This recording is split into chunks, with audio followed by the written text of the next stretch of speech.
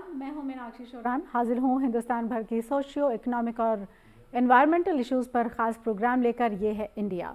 यह इंडिया में आज बात भारतीय रेल में सेफ्टी एडवांसमेंट यानी कि कवच की। जी हाँ, हिफाजती तमाम तरीके अपनाने के बावजूद भी ऐसा कभी कभार होता ही है कि हमें इस तरह की ख़बरें अक्सर सुनने को मिल जाती हैं कि जिसमें इंडियन रेलवे को लेकर कोई ना कोई हादसा हो जाता है। ऐसे ही हादसा को देखते हुए 2020 में एंटी कॉलिजन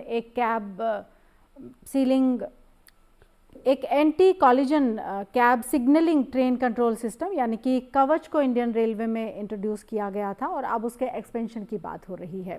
तो क्या ज़रूरी है ये एक्सपेंशन, क्यों ज़रूरी है, कवच होता क्या है, इन सब पर हम जानकारी लेंगे। और क्या कवच के आने के बाद से इंडियन रेलवे की जो सूरत है वो कितनी बदल जाएगी, क्या हादसात में कमी आएगी, इन सब पर हम बात करेंगे। हमारे साथ स्टूडियो में ख़ास मेहमान मौजूद हैं। हमारे साथ स्टूडियो में former member Indian railway board Pradeep Kumar ji मौजूद हैं। Sir, welcome to the studio. नमस्कार। तो चलिए हम बातचीत का सिलसिला शुरू करते हैं, लेकिन उससे पहले हम अपने व्यूवर्स को ये भी बता दें कि अगर आप भी कवच से रिलेटेड या इंडियन रेलवे से रिलेटेड कोई भी बातचीत करना चाहते हैं, कोई जानकारी चाहते हैं हमारे एक्सपर्ट से, तो आप हमारे उस टोल फ्री नंबर पर फ़ोन कर सकते हैं जो कि आपके स्क्रीन पर फ्लैश हो रहा है। तो चलिए हम आपको हमारे एक्सपर्ट के साथ में बातचीत करते हैं, उनसे जानते हैं कि सर, एक तो सबसे पहले मैं जानना चाहती हूँ कि कवच है क्या, कवच क्यों ज़रूरी है, क्यों सोचा गया कि कवच जैसे किसी सिस्टम को इंट्रोड्यूस रेलवे में, इंडियन रेलवे में किया जाना चाहिए। जी, बहुत बहुत धन्यवाद आपका। देखिए, कवच जो है ये एक ऑटोमेटिक प्रोटेक्शन सिस्टम है। अभी तक क्या होता है कि रेलगाड़ी में जो ड्राइवर होता है, उसको आजकल हम लोग को पायलट बोलते हैं, वो जब चलता है, ट्रेन को लेकर चलता है, तो सिग्नल लाइन साइड में जो सिग्नल लगे होते हैं उनको देखता है और उसके हिसाब से अपनी गाड़ी को कंट्रोल करता है, अपनी ब्रेक लगाता है। अगर उससे सिग्नल को देखने में कोई चूक हो जाए या मोमेंट्री कोई लैप्स हो जाए और तो उसमें ये हो सकता है कि सिग्नल रेड है, उसको स्पीड कम करनी थी तो वो स्पीड कम नहीं कर पा रहा है और ट्रेन आगे जाके कहीं टकरा सकती है या कोई अनसेफ सिचुएशन हो सकती है। तो इसको दूर करने के लिए अभी ATP नाम की ये जो प्रणाली है, ऑटोमेटिक ट्रेन प्रोटेक्शन, तो ये लगाई जाती है। इसमें क्या होता है कि ये सिग्नल जो बाहर जो लगे होते हैं वो सिग्नल कैब सिग्नलिंग हो जाती है, लोको पायलट को अंदर अपने इंजन के अंदर ही सिग्नल दिखने लगते हैं और उसमें ये भी आता रहता है कि ये आप कितनी दूरी तक, कितनी स्पीड से आगे चल सकते हैं। अगर ड्राइवर उसके हिसाब से चल रहा है तो ठीक है, अगर ड्राइवर का कोई मोमेंट्री लैप्स हुआ तो एक बीप आएगी और बीप के बाद में अगर ड्राइवर ने गाड़ी कंट्रोल कर ली तो ठीक है, अदरवाइज वो ऑटोमेटिकली ब्रेकिंग सिस्टम चालू हो जाएगा और वो उस गाड़ी को उसकी स्पीड कंट्रोल कर देगा जितनी होनी चाहिए।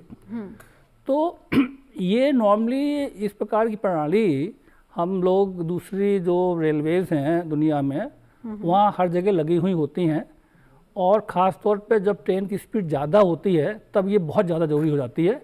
या जब ट्रेनें की संख्या बढ़ती है, एक ट्रैक के ऊपर एक के बाद एक लगातार ट्रेनें चल रही हैं, तब सुरक्षा के हिसाब से ऐसी प्रणाली लगाना अति आवश्यक हो जाता है जी। तो इसकी डिमांड इसकी ज़रूरत बहुत दिनों से महसूस की जा रही थी, लेकिन हमारे पास कोई अपना खुद का सिस्टम नहीं था और जो विदेशी सिस्टम थे वो काफ़ी महंगे होते हैं और हमने कुछ उनको, इंडियन रेलवे ने कुछ उनको ट्राई भी किए थे काफ़ी पहले जी। लेकिन वो इतने मतलब उनकी कीमत इतनी ज़्यादा थी कि वो किसी तरीके से उनका प्रोलिफरेशन हो नहीं पाया। तो मीन फाइल फिर ये हुआ कि चलो हम लोग अपना खुद का सिस्टम डिज़ाइन क्यों ना करें। तो ये जो प्रणाली कवच है, इसका नाम हमने कवच दिया है। इसको पहले हम लोग TCAS बोलते थे, ट्रेन कोलिजन अवॉइडेंस सिस्टम। तो इसको RDSO ने इस सिस्टम को अपना खुद डिज़ाइन किया और 3 कंपनियों के साथ मिलके इसको इंडिजिनियसली डेवलप किया और 2012 में ही हम लाए थे, ये इसका डेवलपमेंट स्टार्ट हुआ था जी। और अब जो है 2020 तक ये इस शेप में आ गया कि हम इसको रेलवेज़ में इम्प्लीमेंट कर सकते हैं। और इसको हमने नेशनल एटीपी के नाम दिया। नेशनल एटीपी मतलब national automatic train protection system.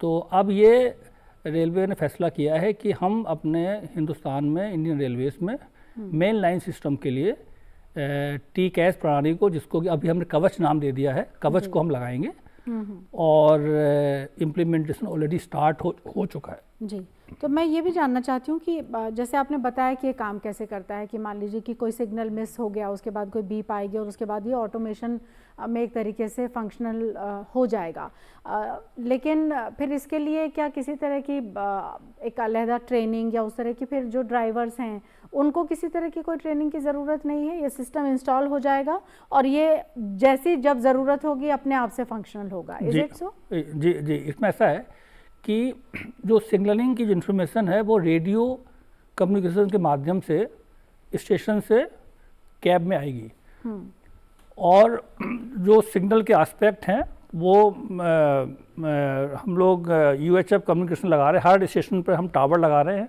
उस टावर में एक रेडियो लगा हुआ है और उसको हम सिग्नलिंग के साथ में जोड़ते हैं। तो सिग्नलिंग की जो इन्फॉर्मेशन है उस रेडियो तरंगों के द्वारा जो ट्रेनें जा रही हैं उस ट्रैक पे, तो उन लोकोमोटिव में आती है। एक लोकोमोटिव में हम एक कंप्यूटर लगाते हैं, एक हम रेडियो लगाते हैं, एक कंप्यूटर सिस्टम लगाते हैं। तो जब वो इन्फॉर्मेशन स्टेशन से रेडियो के माध्यम से इस लोकोमोटिव के अंदर आती है तो वो कैलकुलेट करता है कि भाई हमें अब क्या करना है, स्पीड के बारे में कैलकुलेट करता है और ड्राइवर को बताता है कि भाई आपको ये आपकी ऑथराइज स्पीड है, आप इसके नीचे चलिए।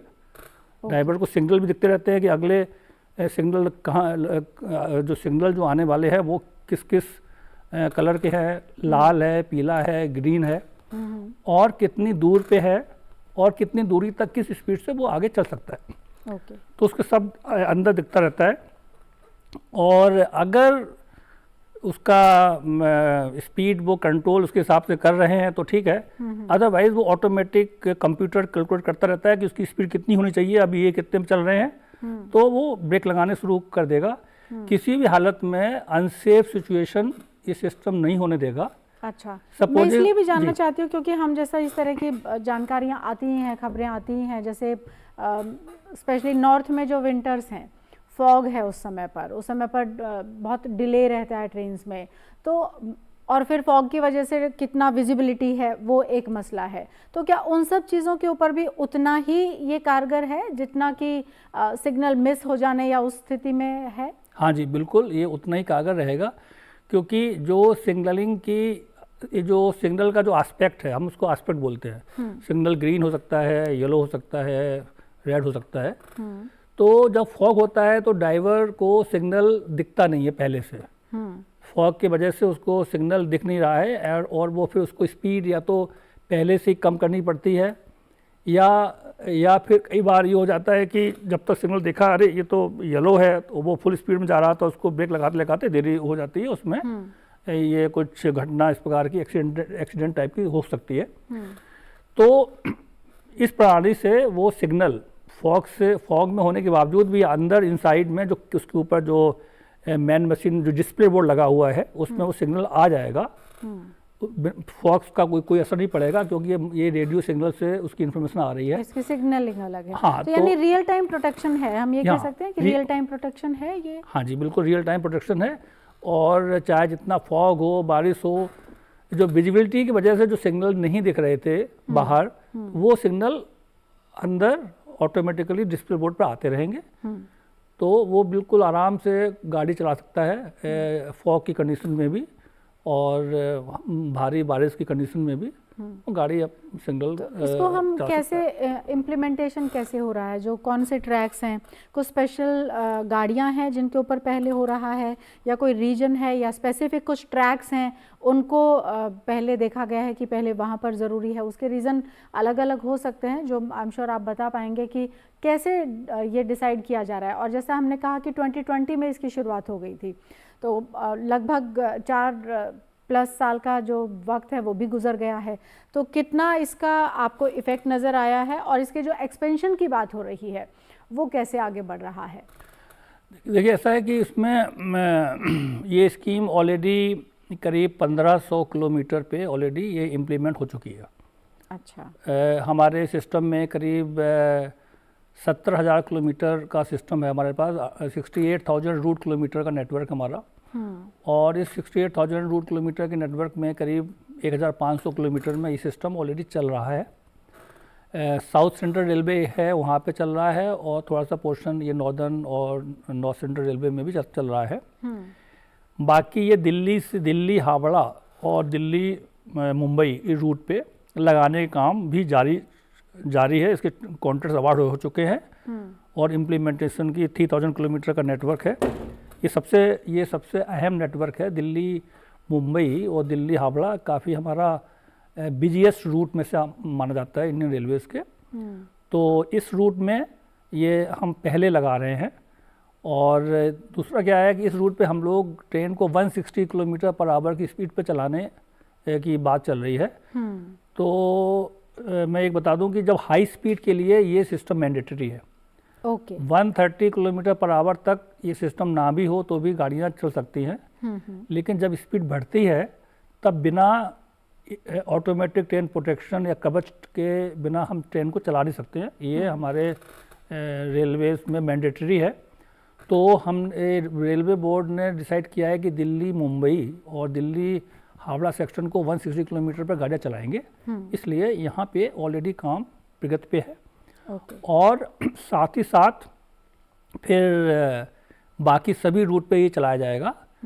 और करीब करीब 36,000 किलोमीटर के 36,000 रूट किलोमीटर का जो नेटवर्क है उसके लिए वर्क सैंक्शनड है। जो काम करने के जो एस्टिमेट वर्क्स हैं वो सैंक्शनड हैं। और 30,000 रूट किलोमीटर के लिए एक अम्ब्रेला वर्क भी 2024-25 के वित्तीय वर्ष में अप्रूव हो चुका है। और धीरे धीरे मतलब ये है कि मिशन मोड में पूरे नेटवर्क में जो 68,000 किलोमीटर नेटवर्क लगाया एक तरह से नज़र आ रहा है, क्योंकि जैसा आपने कहा कि लगभग 70,000 किलोमीटर का नेटवर्क है हमारे पास, और अभी जो एग्जिस्टिंग सिचुएशन है वो 1,500 किलोमीटर की है। जी। और आप ये कह रहे हैं कि सैंक्शनिंग जो है वो 30,000 किलोमीटर तक की 36,000 किलोमीटर ऑलरेडी हो चुकी है, और 30,000 किलोमीटर का भी एक अम्ब्रेला वर्क अप्रूव हो चुका है, अभी चल रहा है। जी। तो और इसमें कौन लोग हैं जो प्लेयर्स होते हैं, किन एक तो सबसे पहले तो ये भी बता दीजिए अभी हमारे व्यूवर्स को कि हम कवच की बात कर रहे हैं जी, एक तरह की शील्ड की बात कर रहे हैं जी। तो सिग्नलिंग, सेंसिंग वो सब आपने बताया। तो क्या जो जहाँ पर ड्राइवर और बाकी लोग हैं वहीं पर ये सिस्टम इस तरीके से है या कुछ एडिशनल उसमें ऐड ऑन किया जाता है, कैसे फंक्शनिंग होती है? इसके दो कंपोनेंट हैं। एक तो कैब में जो रेल का इंजन है उसमें एक हम डिवाइस लगाते हैं, कंप्यूटर लगाते हैं, और उसमें एक रेडियो लगाते हैं जिससे एक सिग्नल लेने के लिए वो कंप्यूटर लगाते हैं। प्लस ट्रैक के ऊपर हम RFID टैग्स लगाते हैं, रेडियो फ्रिक्वेंसी RFID टैग्स लगाते हैं ट्रैक के ऊपर जहाँ सिग्नल्स हैं, सिग्नल के थोड़ा सा पहले। और एक स्टेशन के ऊपर जो हमारे सिग्नलिंग सिस्टम है उसके बगल में एक और हम कवच का स्टेशन इक्विपमेंट लगाते हैं। वहाँ एक टावर लगाते हैं, वो टावर के ऊपर एंटीना लगाते हैं और उसमें रेडियो लगाते हैं। तो 3 कंपोनेंट इसके हो गए, एक तो स्टेशन कवच, एक लोकोमोटिव कवच, और ट्रैक के ऊपर RFID टैग्स। ये 3 कंपोनेंट हैं। तो ये सब लोको में, जितने भी लोकोमोटिव इंडियन रेलवे में चलेंगे सब में ये कवच लगेगा। और अभी जैसे हमारे पास करीब 12-13 हज़ार लोकोमोटिव इंडियन रेलवेज में हैं, 10,000 लोकोमोटिव में लगाने का कॉन्ट्रैक्ट कुछ समय पहले रेलवे बोर्ड ने दिया था। उसमें लगने शुरू हो जाने चाहिए। और साथ ही साथ पूरे ट्रैक में RFID टैग्स लगाए जाएंगे।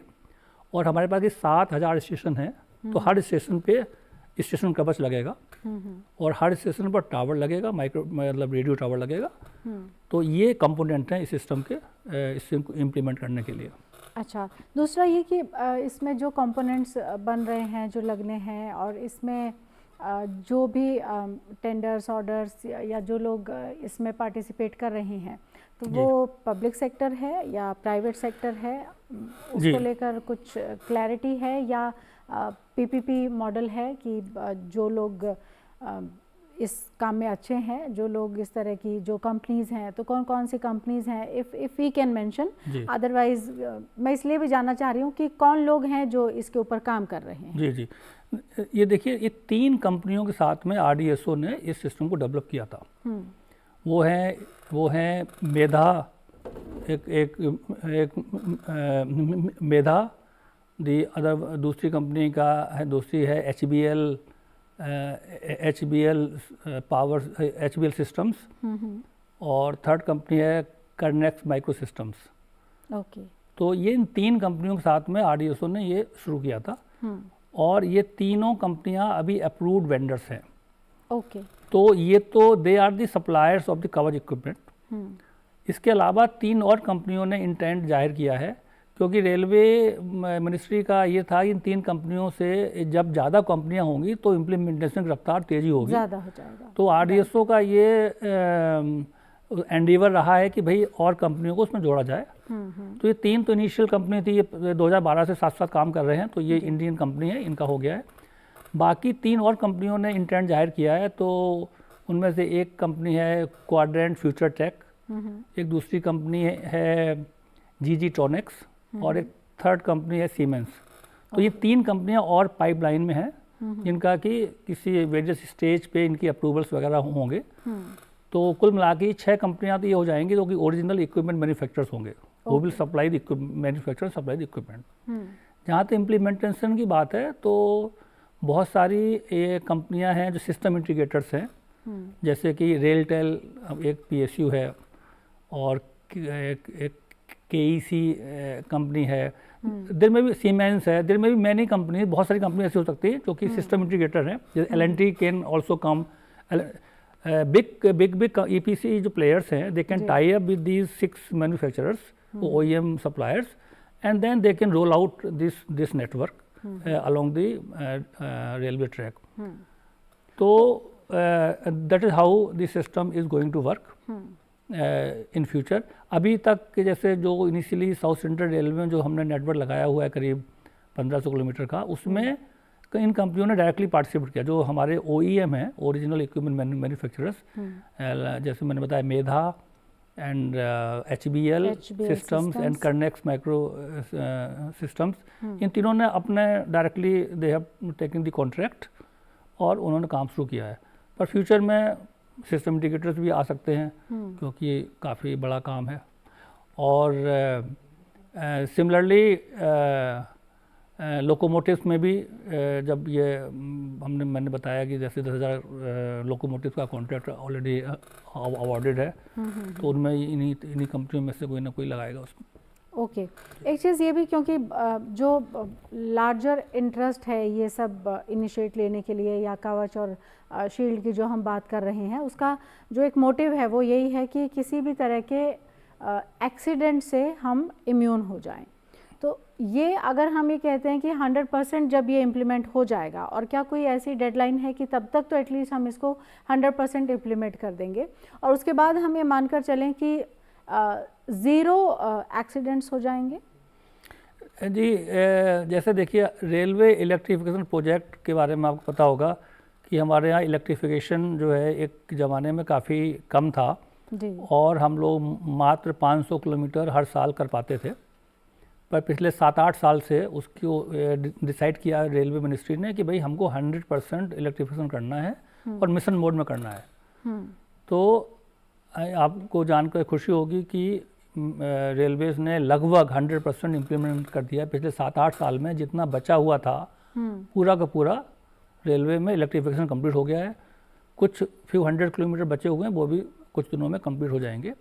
इसी तरीके से रेलवे मिनिस्ट्री ने डिसाइड किया है कवच के बारे में कि इसको भी हम लोग मिशन मोड में रेलवे लगाएगी, और अगले 5-10 साल में जितना जो मेजर जो पोर्शन है, जहाँ जो हाई डेंसिटी रूट है, जो हमारा 36,000 किलोमीटर का जो हाई डेंसिटी रूट, जहाँ पर ट्रेनें ज़्यादा चलती हैं और ज़्यादा स्पीड से चलती हैं, उनमें हम पहले पूरा कर लें। बाद में जो बचा हुआ नेटवर्क है वो ग्रेजुअली पूरा होता चला जाएगा। इसमें वो वाले एक्सीडेंट, देखिए इसके 2 फायदे हैं। एक तो ये फ़ायदा है कि आप हाई स्पीड पर ट्रेन चला सकते हो, बिना इस सिस्टम के हाई स्पीड पर ट्रेन आप चला नहीं सकते हो। You need to have some kind of automatic train protection system. अभी हमारे देश में जो हाईएस्ट स्पीड की ट्रेन है, वो हाईएस्ट स्पीड हमारी क्या है? आमतौर पे हमारी ट्रेनें जो चलती हैं वो 110 kmph पे चलती हैं, 110 किलोमीटर पर आवर। कुछ ट्रेनें 120 किलोमीटर पर आवर पे चल रही हैं और कुछ ट्रेनें 130 किलोमीटर पर आवर पे चल रही हैं। केवल एक ही ट्रेन है गतिमान जो कि कुछ सेक्शन में 160 किलोमीटर पर आवर की स्पीड पर। बट यू मेंशन कि जैसे 130 किलोमीटर पर आवर है तो उसमें बहुत ज़्यादा ज़रूरत नहीं है, हाई स्पीड ट्रेन के लिए ज़्यादा ज़रूरत है। 130 के ऊपर तो यानी हमें स्पीड भी बढ़ानी होगी और बढ़ जाएगी ऑटो मोड में एक तरीके से, अगर हम कवच को इंस्टॉल कर लेते हैं। जिस पेस से हम कर रहे हैं उसी पेस से। स्पीड बढ़ाने के लिए एक तो ट्रैक की कंडीशन होनी चाहिए अच्छी जी, और दूसरा कोचेस की कंडीशन होनी चाहिए। तो कोचेस वगैरह तो हमारे जो LHB कोचेस हैं वो तो ऑलरेडी फिट हैं, they are fit for 160 kilometre per hour जी। ट्रैक जो है दिल्ली मुंबई और दिल्ली हावड़ा रूट का 160 के लिए फिट किया गया है। और धीरे धीरे बाकी जहाँ जहाँ ट्रैक 160 के लिए फिट होता चला जाएगा उसको अपग्रेडेशन करने पड़ते हैं। अपग्रेड करके ट्रैक को हम 160 किलोमीटर पर आवर के लिए फिट करते हैं और कोचेस ऑलरेडी हैं, फिट हैं। और फिर लेकिन जब जिन रूट पे ये सिस्टम लग जाएगा कवच का, उन रूट पे गाड़ियाँ आराम से हम 160 किलोमीटर पर चलवा सकते हैं। जी जी। तो अभी हमने जो टारगेट सेट किया है स्पीड का वो 160 किलोमीटर पर आवर का है और उसके लिए भी हम कवच और इन सब चीज़ों की बात कर रहे हैं कि वहाँ तक हमारा एडवांसमेंट हो जाना चाहिए। अलावा इसके मैं ये भी जानना चाहती हूँ कि रीजन स्पेसिफिक है क्या ये? जैसा हमने बात की कि कुछ ट्रेन्स हैं जो या किसी पर्टिकुलर एरिया में कुछ ट्रेन्स हैं वहाँ पर ऑलरेडी इंस्टॉल भी है, तो क्योंकि फेज़ वाइज होगा शायद, तो फेज़ वाइज जो किया जा रहा है वो फेजेस में सबसे ज़्यादा प्रायोरिटी में क्या कोई रीजन को रखा गया है या कुछ पर्टिकुलर ट्रेन्स हैं कि जिसमें नंबर ऑफ पैसेंजर्स ज़्यादा है तो वहाँ पर कैसे इसको डिज़ाइन किया जा रहा है? ये रीजन स्पेसिफिक नहीं है, ये तो अभी ट्रायल के लिए था तो साउथ सेंट्रल रेलवे को चूज़ किया गया था। अदरवाइज रूट स्पेसिफिक है। जैसे दिल्ली मुंबई रूट है, सबसे पहले दिल्ली मुंबई और दिल्ली हावड़ा रूट पे इकट्ठा लगाया जा रहा है, तो ऑलरेडी काफ़ी एडवांस में काम चल रहा है। और उसके बाद में जो हाई डेंसिटी रूट्स हैं जैसे कि दिल्ली मुंबई तो हो गया, दिल्ली मुंबई हो रहा है, दिल्ली हावड़ा हो रहा है। उसके बाद में जो दिल्ली से चेन्नई वाला रूट है, चेन्नई से मुंबई वाला रूट है, चेन्नई से कोलकाता वाला रूट है, कोलकाता टू मुंबई वाला रूट है। ये जो गोल्डन कोऑर्डिनेटर रूट है जहाँ पे ज़्यादा ट्रेन ट्रैफिक है, पहले उनको टारगेट कर रहे हैं जो कि करीब 36,000 किलोमीटर रूट है। उसके बाद में फिर फेजेस में होगा, तो फेजेस में इसलिए पहले हाई डेंसिटी रूट को टारगेट करेंगे रूट वाइज और फिर बाकी के रूट को टारगेट करेंगे, क्योंकि एक साथ तो काम हो नहीं सकता है। बिल्कुल बिल्कुल। इसलिए उसको फेजेस में रेलवे बोर्ड का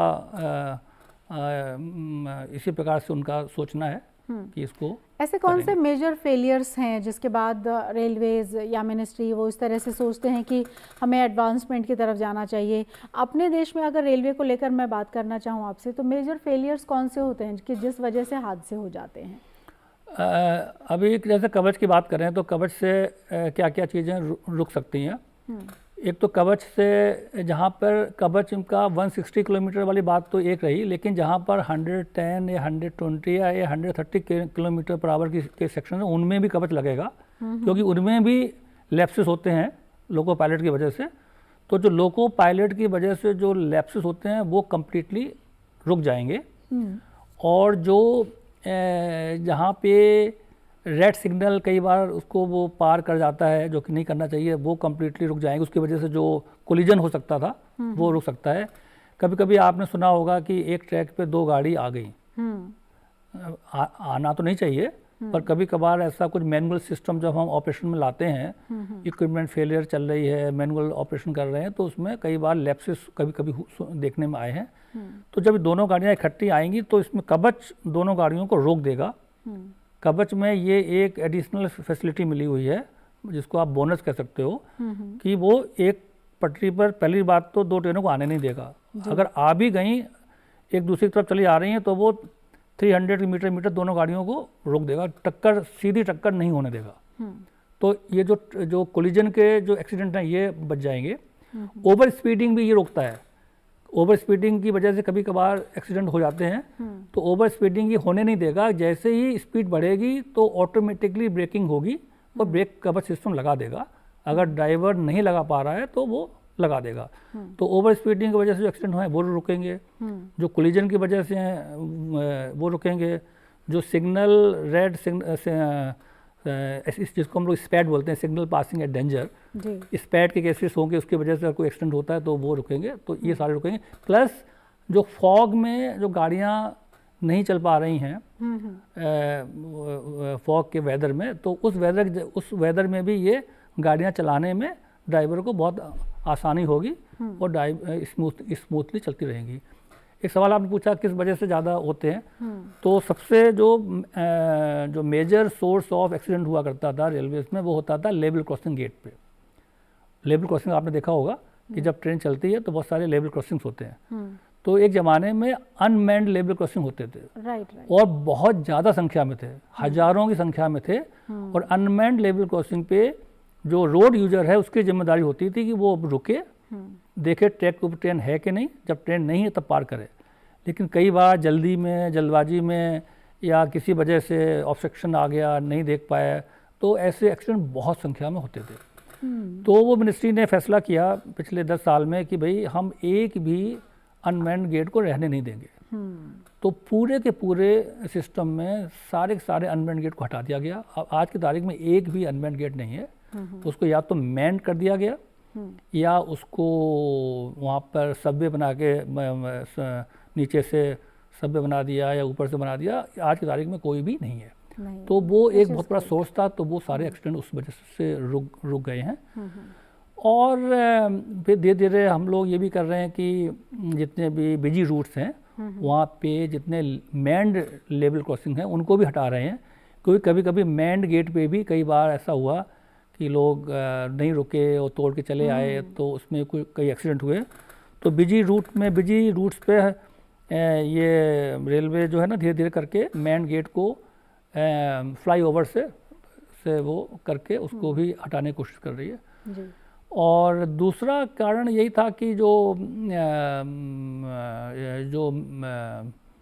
स्टाफ जो ड्राइवर्स जो लोको पायलट हैं उनकी लैप्सेस, उनके यहाँ टेम्परेरी लैप्सेस से उसकी वजह से थे।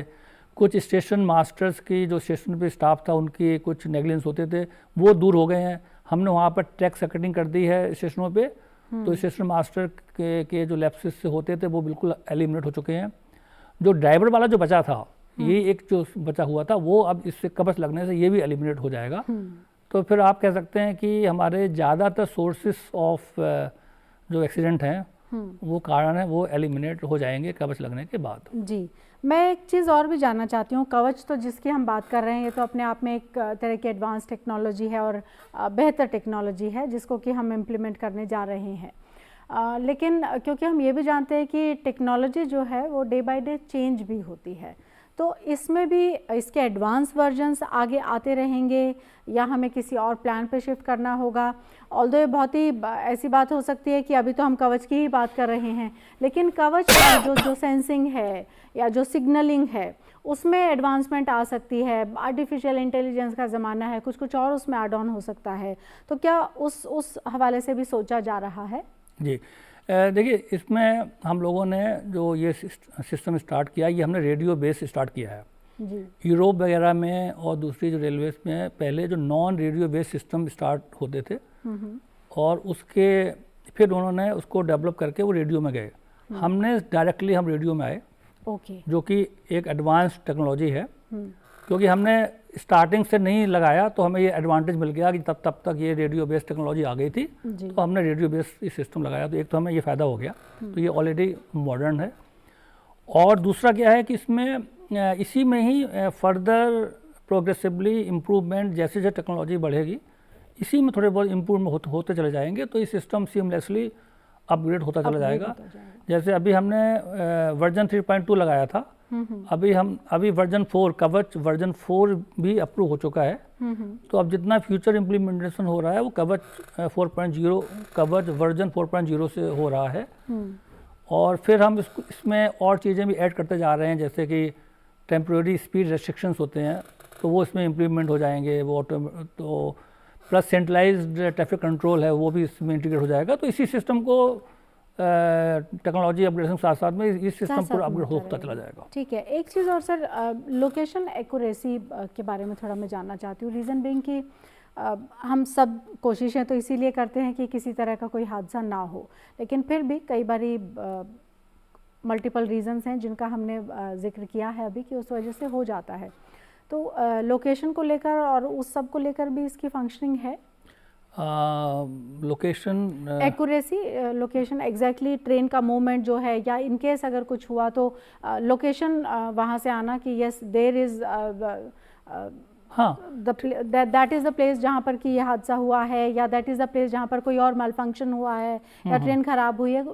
मल्टीपल रीज़न हो सकते हैं। जी। तो location is also one of the major factor I guess. तो उसको लेकर है इसमें? हाँ नहीं, लोकेशन तो हम अपने ट्रेनों की लोकेशन तो हम वैसे भी बिल्कुल एकदम, हाँ हम बिल्कुल ट्रैक करके रखते हैं। हाँ। और इसमें तो क्या है कि इसमें GPS भी है। अच्छा। और GPS हालांकि वो बेसिकली इक्विपमेंट के टाइमिंग क्लॉक्स को सिंक्रोनाइजेशन के लिए है। साथ साथ में हमने जो RFID टैग्स लगा रखे हैं, तो उससे भी वो लोकेशन को सिग्नल की कहाँ लोकेशन उसको बताने के लिए वो लगाए हुए हैं। तो लोकेशन वाइज तो मुझे नहीं लगता है कि हमें कोई प्रॉब्लम है स्टेशन ट्रेन के बारे में। वो अलग बात है कि वो हम इंफॉर्मेशन शायद रियल टाइम बेसिस पे पैसेंजरों को नहीं दे पा रहे हैं, बट हमें तो रेलवे वालों को तो सब पता रहता है कि उसकी ट्रेन कौन सी ट्रेन कहाँ पे है, किस जगह पे है। तो वो हमारा इंटरनल सिस्टम में तो पता रहता है। ओके। तो उसमें कवच का कोई बहुत ज़्यादा रोल नहीं है, मतलब उसमें GPS है जैसा कि आपने कहा, लेकिन ऑलरेडी वो इतना फुल प्रूफ सिस्टम है आपके पास में कि उसमें कवच का रोल उस तरीके से नहीं है। तो एक कंक्लूजन में मैं आपसे यही जानना चाहती हूँ कि सर हमारी इससे एक्सपेक्टेशंस क्या क्या हैं, कवच को इंस्टॉल करवाना और होने के बाद हमारा क्या एक्सपेक्टेशन है, और आपके नज़रिए से वो कितना अचीवेबल है और कब तक अचीवेबल है? देखिए, ये बहुत बड़ा एक कवच जब लग जाएगा तो it is going to be a game changer. खासकर जो हमारे ड्राइवर्स हैं, जो लोको पायलट्स हैं, उनकी लाइफ बहुत इजी हो जाएगी। अभी उनके पास इतना टेंशन रहता है कि हंड्रेड्स ऑफ सिग्नल्स रास्ते में उनको देखने पड़ते हैं, और कई बार कर्व्स होते हैं, कटिंग्स होती हैं, फॉग होता है, तो उनको बहुत मुश्किल होती है। तो it is going to be a game changer for them. दूसरा फ़ायदा उसमें क्या होगा कि हमारी जो है लाइन कैपेसिटी बढ़ जाएगी। अभी क्या है कि ट्रेनें जो कवच लग जाने के बाद में हम एक ट्रैक के ऊपर एक के बाद एक रैपिडली एक के बाद एक ज़्यादा ट्रेनें हम चला सकते हैं। अभी क्या होता है कि अभी एक स्टेशन पे अभी हम ये एडिशनल सेफ्टी ना होने की वजह से बहुत ज़्यादा ट्रेनें नहीं चला सकते हैं, और हम उन ट्रेनों की स्पीड नहीं बढ़ा सकते। अगर मेरा ट्रैक अच्छा है, 160 के लिए तैयार है, हमारा इंजन तैयार है 160 के लिए, और हमारा कोचेज भी तैयार है, सब फिट है, लेकिन हम नहीं चला सकते हैं बिकॉज सिग्नल्स को आंख से देखना है तो वो इतनी स्पीड में देख नहीं पाएगा। राइट। तो इसको लगने जाने से हमारी एवरेज स्पीड बढ़ेगी। तो जब एवरेज स्पीड बढ़ेगी तो ज़्यादा से ज़्यादा गाड़ियाँ हम उसी ट्रैक पर चला सकते हैं। तो हमारी एफिशिएंसी बढ़ेगी, ट्रैक का यूटिलाइजेशन बढ़ेगा। तो ये और प्लस एक्सीडेंट जो ओवर स्पीडिंग की वजह से हो रहे थे या रेड सिग्नल को क्रॉस करने की वजह से हो रहे थे, इस प्रकार के एक्सीडेंट भी एलिमिनेट हो जाएंगे। जी। तो यानी एक तरह से पिक्चर परफेक्ट सी नज़र आएगी कि कम से कम, क्योंकि सबसे ज़्यादा जो ज़रूरी है वो यही है कि आपका जो भी सफ़र है वो किसी तरह की सफरिंग में ना तब्दील हो, वो एहसास अच्छा रहे, आप कॉन्फिडेंट होकर यात्रा कर पाएँ अपनी, और कभी भी दिमाग में ये बात ना आए कि एक्सीडेंट हो सकता है, और उसी सब को एकदम ज़ीरो पर लेकर आने के लिए कि किसी तरह का कोई हादसा ना हो, कम से कम जो अभी तक के जो हादसा के कारण हैं उनके ऊपर काम करके और एक कवच जो है वो इम्प्लीमेंट और इंस्टॉल किया जा रहा है सभी ट्रेनों में। हालांकि अभी ये एक्सपेंशन के दौर में है और हमें थोड़ा सा वक्त शायद और लगेगा जब हम इसको सभी जगह पर फुल प्रूफ तरीके से इंस्टॉल देखेंगे। और हम आई एम श्योर हमारे व्यूअर्स भी और हम भी उस दिन का इंतज़ार भी कर रहे हैं, क्योंकि हादसे बेहद दुखदाई होते हैं और हादसे ना हो इसी के लिए सारी कवायद जो है वो की जा रही है। बहुत शुक्रिया प्रदीप कुमार जी, आप आए स्टूडियो में, वक्त निकालकर आपने इतनी इम्पॉर्टेंट जानकारी हमारे दर्शकों को दी। बहुत बहुत धन्यवाद आपका, शुक्रिया। और हमारी इस पेशकश में फ़िलहाल के लिए इतना ही। आपको हमारा प्रोग्राम कैसा लगा, आप अपनी राय हम तक ज़रूर जाहिर कीजिएगा। इसके लिए हमारा ईमेल का पता है ddurduspecials@gmail.com। इसी के साथ पूरी टीम को इजाज़त दीजिए, आदाब।